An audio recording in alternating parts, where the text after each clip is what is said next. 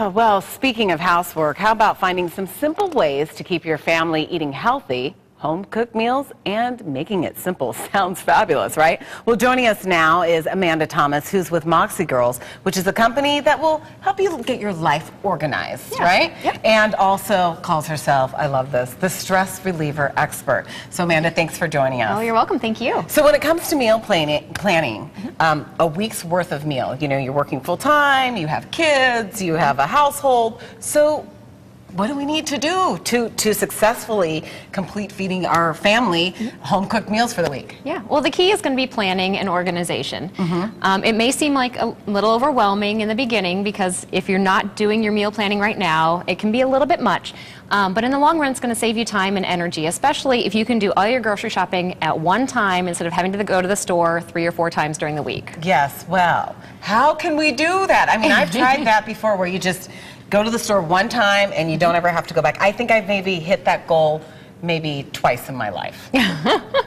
Well, it goes back to the planning. So we have our little worksheet here. This is what I use. Worksheet. Okay. And this is available on the Moxie Girl website for download. But there are on some of the recipe sites like allrecipes.com, there are programs that also have this, as well as you can just tap the recipe you want to use and it'll put your grocery list in it for you. Okay, I like that. Yeah, I know this is a worksheet that people can get, but one of the things when it comes to planning is that you're saying that we need to do this every week. We commit to saying, okay, I'm going to sit down and I'm going to plan my family's week's worth of meals. And so utilize some of those websites out there. Like I think there's allrecipe.com. There's food.com. Or if you have all your recipe books, like you said, it's getting in that routine of doing it at the same time every week. It's going to be a lot easier to do, a lot easier to remember. If you use your own recipe books, I like to use little post-it notes and mark the ones that we like. Don't be afraid to write in your recipe books too. That way you know if you or somebody else in your family doesn't like the meal, because you won't remember 2 months from now. Exactly, that's true. Actually, you won't even remember 15 minutes from now. But so when you sit down, you plan all your meals, wherever your sources are for getting your recipes, you write that down. So when it comes to writing a grocery list, you had some really good strategies there. First thing is write it in the order that you're going to be going around the store.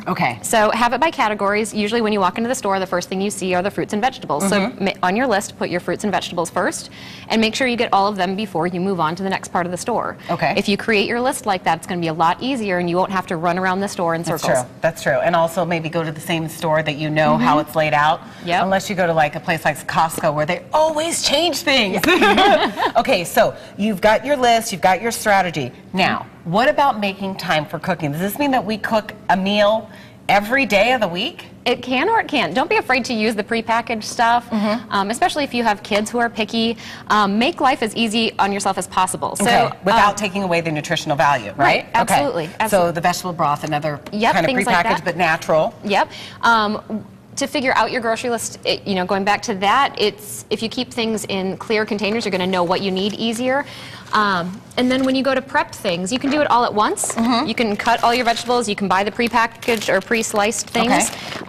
Make it as easy on yourself as possible, knowing how much time you have in the day to be able to do it. Right, exactly. So when it comes to planning meals, I know one of the things that you said was, if you work full-time, you don't have time to be putting a meal together when you're getting home at 6:30 at night. So you're saying prepare ahead of time. So do that grocery shopping, only make one trip, and also in addition to that, cook your meals ahead of time. You can always chop your onions on the weekend and just keep them in little containers like this. Chop your vegetables so they're ready to go, or even buy the ones that are microwave steamers. So these you throw in the microwave for 3 minutes, and you have broccoli ready. Now, being that I'm the smart shopper, it may cost you a little bit more money, but you have to weigh the time versus the benefit. Right, exactly. So I love that. Well, Amanda, some really good tips there. I wish we could have you talk a little bit more about those tips, but can I show this one real quick thing? Amanda, this is how I met Amanda. She showed us how to fold a t-shirt. I don't know if you can do this in about 15 seconds, that'd be great. It's supposed to be 2 seconds. Well, while you do that, I'm going to just say, if you want to find her little worksheet on planning your meals, just go to our website, abc15.com,